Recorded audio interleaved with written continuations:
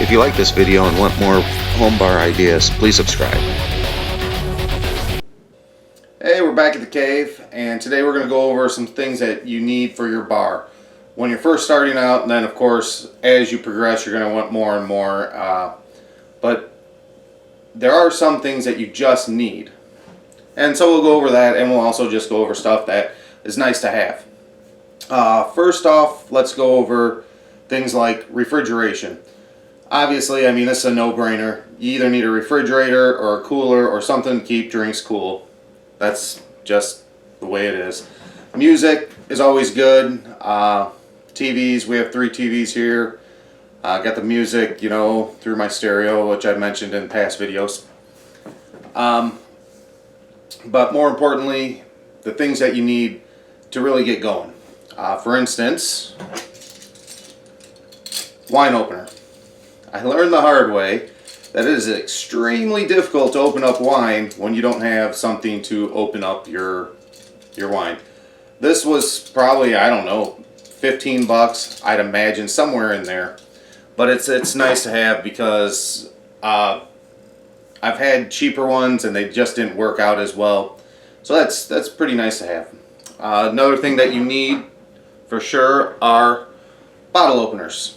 I got this guy from my buddy in the Air Force, and then I got these long-handled ones also. These are nice, a little more leverage, and I have nails throughout my bar, and they're just hanging there for easy access. Actually, I got 4 of them just hanging out.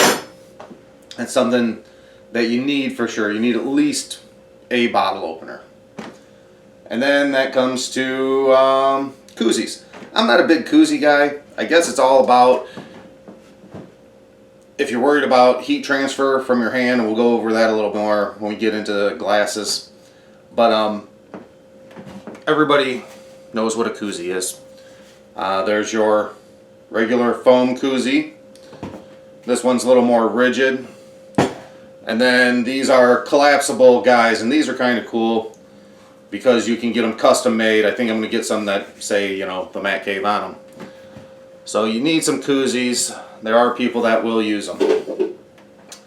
And then I got this. This thing is pretty cool. I don't know if you can see it. It is, I want to say it's called a bar caddy. And it has 3 components, chambers, I guess. Anyways, the middle one I'm using for napkins, or it's used for napkins. And then I got straws and mixing sticks. And I have 2 of these on both ends of my bar, and they're actually really handy. Easy access. And then I have paper towels, and I have 3 rolls of these throughout my bar that you can just grab at any time. That's something else that you probably should have on hand at all times. Then we'll get into some stemware. Now, I know that there are different stemware glasses for different wines. I'm not an expert by any stretch of the imagination, so unless you tell me what you want, I carry 3 glasses of wine, or 3 different glasses. Large, small, and medium. Now, I know the smaller ones like this are for like white wines, and the big guys like this are more for Bordeaux, so they breathe a little better. But if you didn't know the whole parts of a wine glass, this is the base, obviously, stem, and then your bowl. The whole purpose behind the stem on wine glasses, and there's wine glasses nowadays that are just the bowl, but the whole purpose when you're drinking wine, and again, I am no expert, is for heat transfer. There's no body heat transferring through my glass if I'm holding it at the stem. And that's the whole rhyme or reason. Now, your white wine glasses are a little more petite, smaller bowl at the top, and they're tapered so they keep more of the flavors or aroma from escaping. And this is just me looking at other people's YouTube pages. I really don't know. Like I said, small, medium, large. But I have them just in case, and really all you need, if you ask me, you need like probably the medium glass would probably work the best. For whiskey sipping, I just have this little 6 ounce, I think they're called rocker glasses. I'm not really even sure. But you definitely need a couple of these. Make sure they're big enough to hold not only your whiskey or whatever you're drinking, but you can also throw ice in there. And people that like to sip on liquor, those work out great. Now,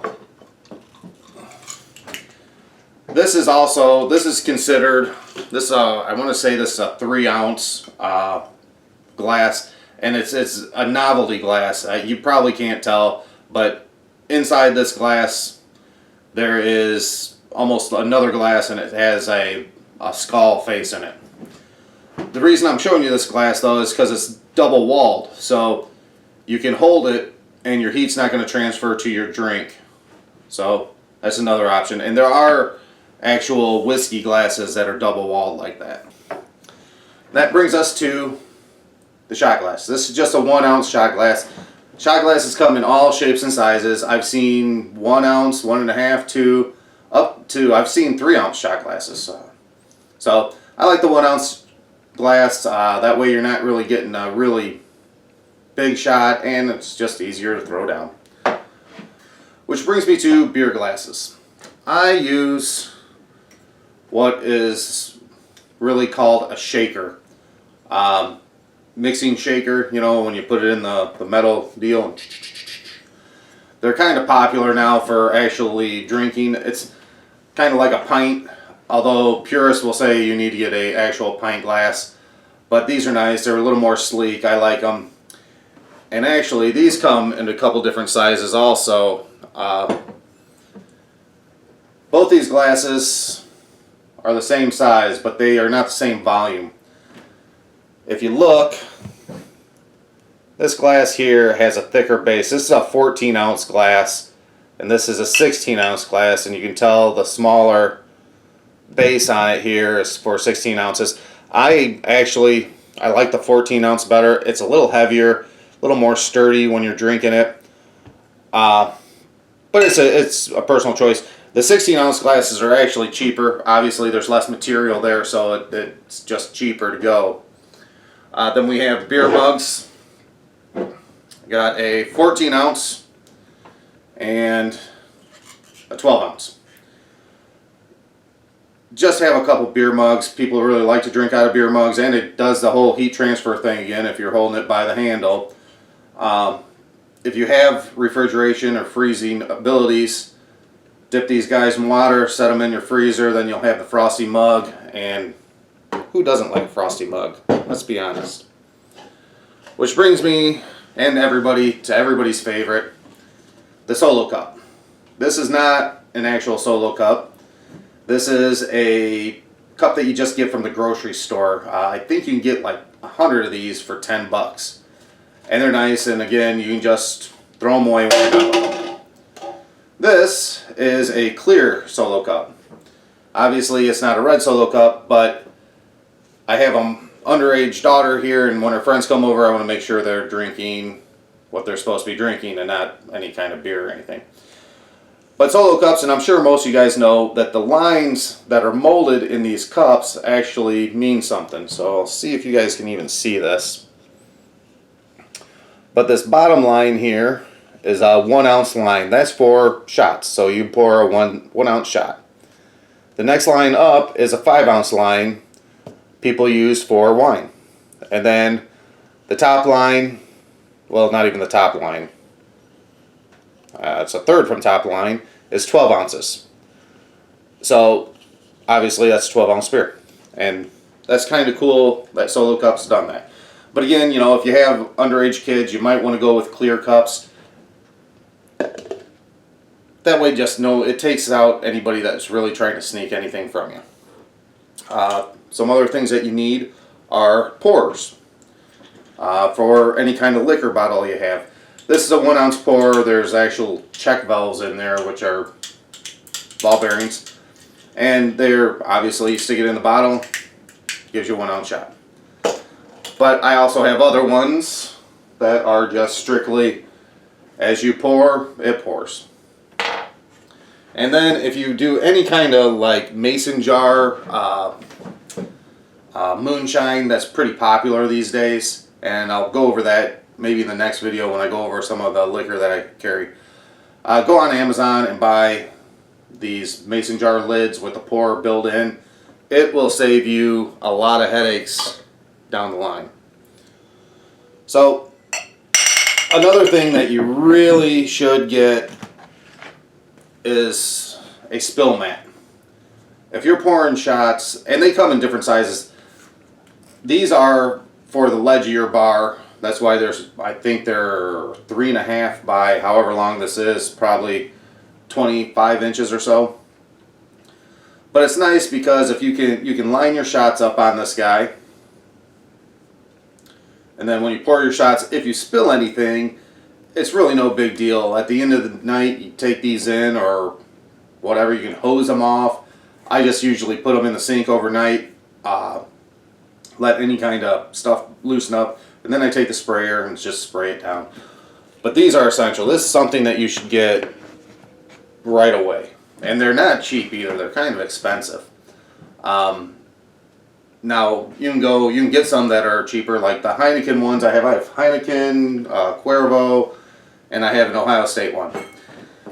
And I want to say the Ohio State one was probably the most expensive just because it's a college team. And I think that one was $25. And the Heineken ones I bought in a pair, and I think those were, the pair was $30, so they were $15 a piece. And same with the Jose Cuervo. But I've also seen some that comes in like a 12 by 12 square. Something you might want to, if you don't have the space or you only have a space for something like that, those work also. Another thing that you should look into are coasters. I live in Northwest Ohio, really close to Toledo, so the Toledo Mud Hens are somebody that I go see during the summer quite a bit. And actually, I just took these from a bar. There's a whole stack of them and I grabbed them, so don't say nothing.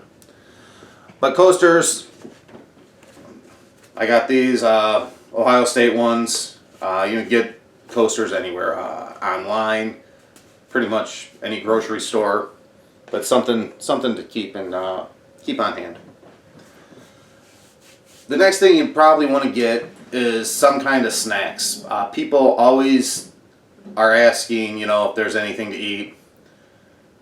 And I have a pizza oven here. Mind you, I just get the cheapest frozen pizzas I can get, and I keep them in my freezer, and when I have parties, I bring them out. And you wouldn't believe how many people will just chow down on those cheap frozen pizzas. They're drinking, they're hungry. What else you want? If you have access to a microwave, we have a lot of popcorn, which brings me to, you should also always have bowls and plastic, or paper plates and plastic bowls, whatever you want to call them. They'll help you out. Now behind me is chips. I have this chip rack here, and that's came really in handy. And on the other side of the bar, I have another one. This one I bought online, and it was pretty expensive for what you're getting. I think it was about $20. And then I just took clips, office clips, binder clips, screwed them to a piece of wood, and that works out just as good as this, if not better. And I think that whole project cost me about $2. I used a piece of scrap wood and just screwed them right to it. So, then other snacks that I have, like I said, I have an underage daughter, which is actually college age now, but when she was younger and her friends would come over, I always made sure that I had pretzel sticks, peanut M&Ms, regular peanuts, honey roasted peanuts, regular M&Ms, and Twizzlers licorice. Obviously, you don't need to have all that kind of stuff, but it is nice to have. It's a good thing to also always have cleaning supplies around. You can never go wrong with some just all-purpose cleaner. If anything gets spilled, you can wipe it right up. And that's really about it. So if you have any comments, of course, comment below, like, dislike, and subscribe if you like this. We'll have more updates. Again, I'm pretty sure the next video I'm going to go over some of the liquor that I have, and then maybe even start getting into some drinks being made. So, until then. Be sure to subscribe and leave any comments below.